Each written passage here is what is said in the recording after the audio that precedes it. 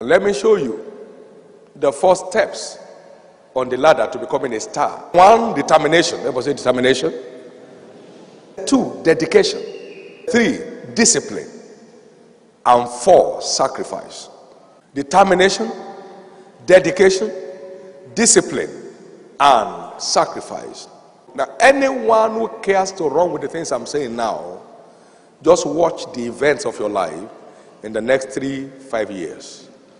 There will be sporadic, dramatic changes that will bring you very soothing amazement.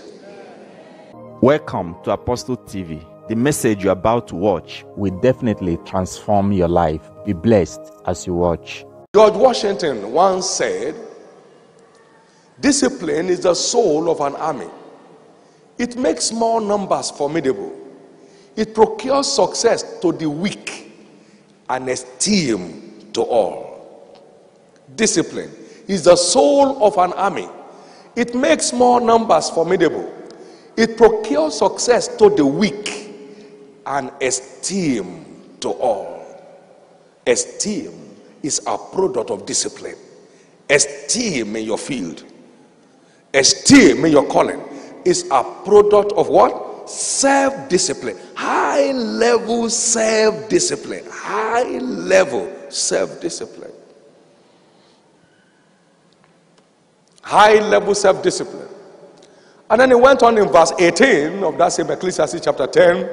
He said, "Through slothfulness a building decays, and by idleness of the hands the house droppeth through." That connotes diligence. What do I call it? Diligence. So in the covenant of leadership, the covenant of leadership, you have vision, you have wisdom, you have discipline, and you have diligence. Diligence. Diligence. You'll never find a high flyer in any field who is not a hard worker. Check it out. You'll never find a high flyer in any field who is not a hard worker. You never find a high flyer in any field who is not a hard worker. Because God is not mocked. Whatsoever a man sows, that also shall he reap. He that sows sparingly shall also reap sparingly, and he that sows bountifully shall reap also bountifully. You'll never find a high flyer in any field who is not a hard worker.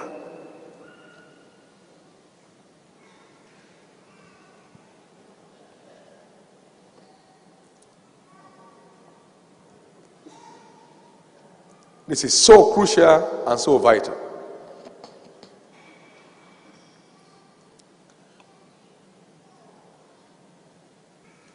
There is a story of this young man by name James Owen. He was a high school boy in the early 1900s.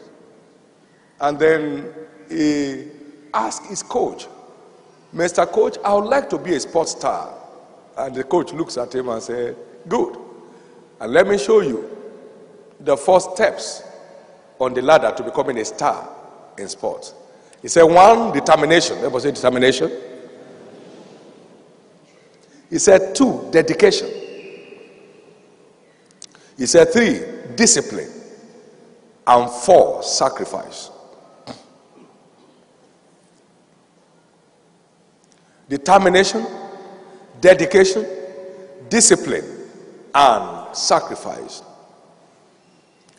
This young chap picked it up and began to run with it. Now, anyone who cares to run with the things I'm saying now, just watch the events of your life in the next 3-5 years. There will be sporadic, dramatic changes that will bring you very soothing amazement. This boy began to run with it.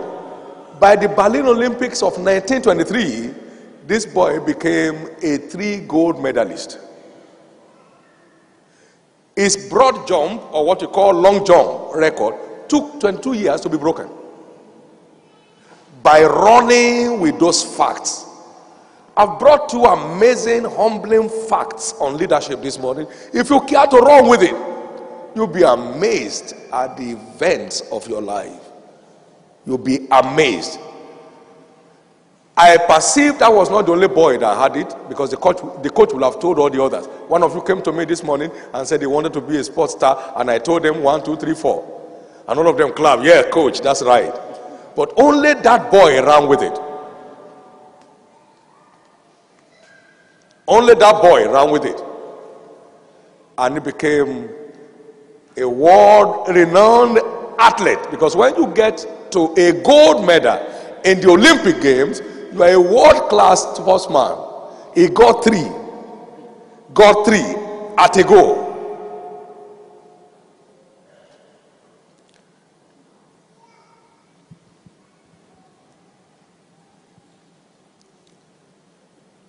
He got 3 at a go. There will always be more workers than there are leaders, because the price of leadership is not cheap. There will always be more workers than there are leaders, because the price of leadership is real costly. It is no cheap talk, it is hard work. Working first and foremost on yourself,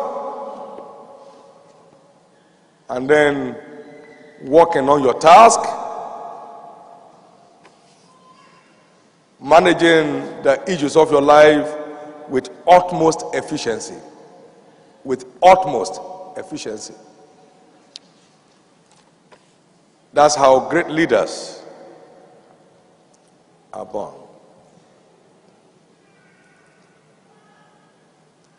That's how great leaders are born. The good news is it's never late to be right. Say with me, it's never late to be right.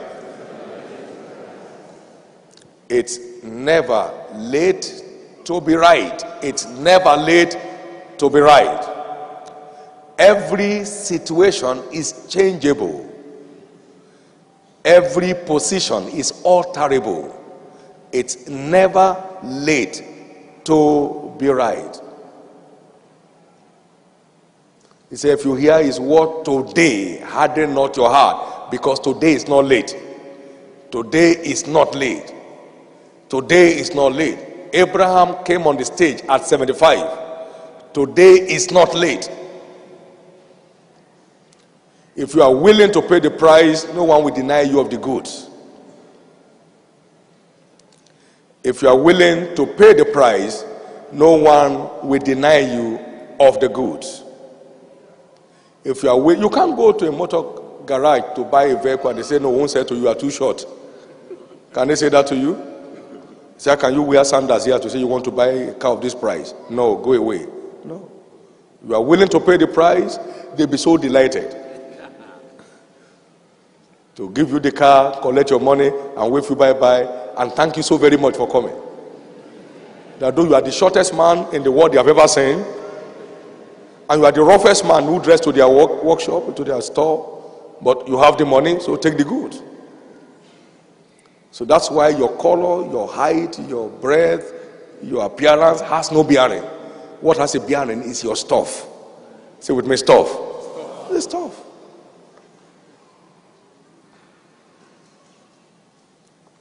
The stuff of which you are made. And that stuff is a task. To build stuff into your system is a task.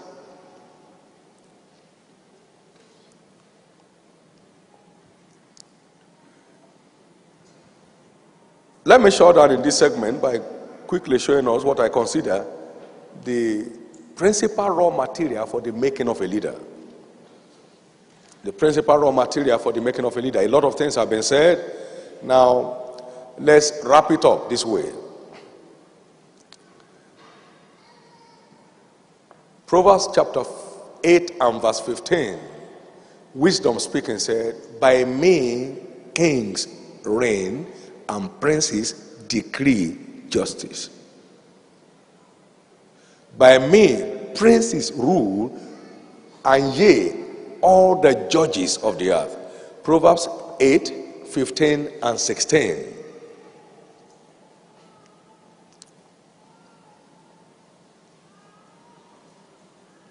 Just like flour is the principal raw material for the making of cakes, so is wisdom the principal raw material for the making of kings. And kings here means leaders, the making of leaders. You never have a piece of cake without flour. There is no way sugar and icing can make a cake. They are to decorate the cake. The real cake is what? Made of flour. In the same vein, you never find any leader in any field who is not made up of wisdom stuff. Say with me, wisdom. And now, I'd like you to please listen here, because this will help us a lot. Wisdom stuff. Now, what is wisdom? And let's pick it from the mouth of wisdom himself, Jesus Christ, who is the wisdom and the power of God. The whole world was ajar by his wisdom. What wisdom is it that's given him? That both the wind and the storm obey his voice, and such mighty works are done by his hand. Matthew 13:54, Mark 6:2. So that qualifies him to be the wisdom of God in human flesh. What is Jesus' definition of wisdom? Matthew 7:24-28. He said, whosoever heareth these sayings of mine and doeth them, I will liken him unto a wise man which is built his house upon the rock. I will liken him unto a wise man. Who is a wise man? The one that hears and applies what he hears. Now, what therefore is wisdom? Wisdom is not just the ability to think. No. Otherwise, every thinker will be wise. But not all thinkers are wise. What therefore is wisdom? Wisdom is not the engagement of common sense. Wisdom is the engagement of acquired sense. Come and say acquired sense. Whosoever heareth these sayings of mine and doeth them, I will liken him unto a wise man who has built his house upon the rock. And then came the wind and the storm, and they beat vehemently against that house, and it could not fall because it was founded upon the rock. What therefore is wisdom? Wisdom can be defined therefore as the acquisition and intelligible application of knowledge. Wisdom is what? The acquisition and the intelligible application of knowledge. Wisdom is not the ability to think. Wisdom is the ability to acquire and intelligibly engage the acquired knowledge. So we ponder over the acquired knowledge to squeeze out what applies to what we are doing. That's wisdom.